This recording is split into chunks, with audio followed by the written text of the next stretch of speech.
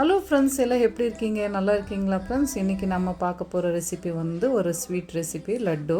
விநாயகர் சதுர்த்தி வருதில்ல, அதுக்கு நம்ம எல்லாருமே செய்யலாம். இது ரொம்ப சிம்பிளாக ரொம்ப டேஸ்ட்டாக எப்படி செய்கிறதுன்னு பார்க்கலாம். இதுக்கு என்னெல்லாம் பொருள்னு தேவைன்னு பார்க்கலாம் வாங்க.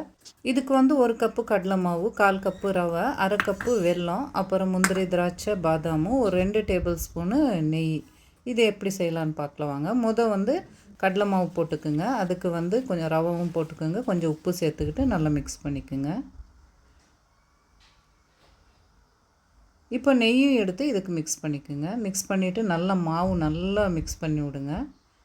மாவு வந்து இப்படி பிடிக்கிற மாதிரி இருக்கணும், இப்படி உடைக்கும்போது உடைக்கிற மாதிரி இருக்கணும்.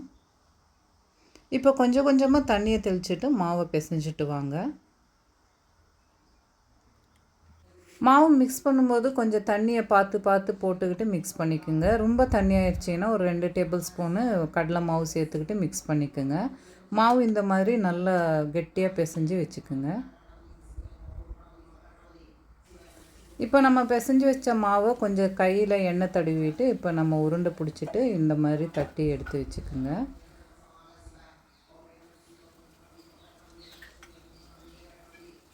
பாருங்கள், மாவு வந்து இந்த அளவுக்கு திக்னஸ் இருக்கணும், இந்த அளவுக்கு பாருங்கள்.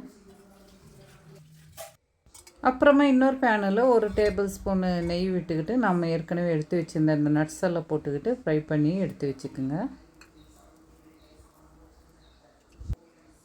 இப்போ அந்த பேனில் வந்து 1/2 கப்பு வெல்லம், 1/2 கப்பு தண்ணியை சேர்த்துக்கிட்டு நம்ம ஒரு பாகு மாதிரி ரெடி பண்ணிக்கலாம். வெள்ளைப்பாகு வந்து ரொம்ப கெட்டியாகணும்னு தேவையில்லை. பாகு வந்து நல்லா கொதிச்சுட்டு கொஞ்சம் பிசுப்பாக இருந்தால் போதும், இதே சரியாக இருக்கும். இப்போ வந்து மீடியமாக சூடாக இருக்கிற எண்ணெயில் நம்ம தட்டி வச்சுருந்த இந்த கடலை மாவு உருண்டைகளை இதில் சேர்த்துக்கலாம்.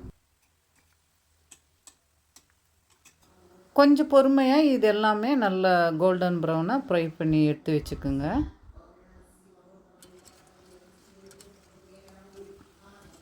ரெடி ஆயிடுச்சு. நம்ம இப்போ இது எண்ணெயிலேருந்து எடுத்துடலாம். பாருங்கள், இது கொஞ்சம் நல்லா ஆறின பிறகு சின்னதாக உடைச்சி மிக்ஸி ஜாரில் சேர்த்துக்கிட்டு பொடி பண்ணி எடுத்து வச்சுக்கோங்க.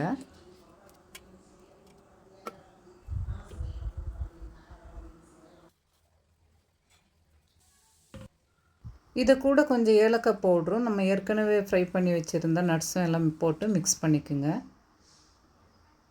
இந்த வெள்ளை சிரப்பு வந்து கொஞ்சோண்டு சூடு பண்ணிவிட்டு இதுக்கு சேர்த்துக்குங்க.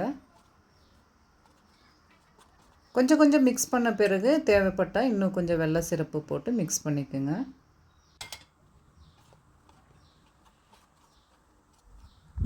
இப்போ இதை கூடயே ஒரு ஸ்பூனு நெய்யும் சேர்த்துக்குங்க. இப்போ நல்லா மிக்ஸ் பண்ணிவிட்டு லட்டு பிடிக்கலாம் வாங்க. பாருங்கள், இந்த மாதிரி கெட்டியாக லட்டு பிடிச்சி வச்சிங்கன்னா ஆயிடுச்சு. ஒரு சிம்பிளாக அழகாக டேஸ்ட்டாக ஒரு லட்டு ரெடி ஆயிடுச்சு. நீங்கள் விநாயகர் சதுர்த்திக்கு எந்த பூஜைக்கும் உங்களுக்கு டைம் இருக்கும்போது செய்யுங்க. ரொம்ப டேஸ்ட்டாக ரொம்ப அழகாக லட்டு ரெடி ஆயிடுச்சு.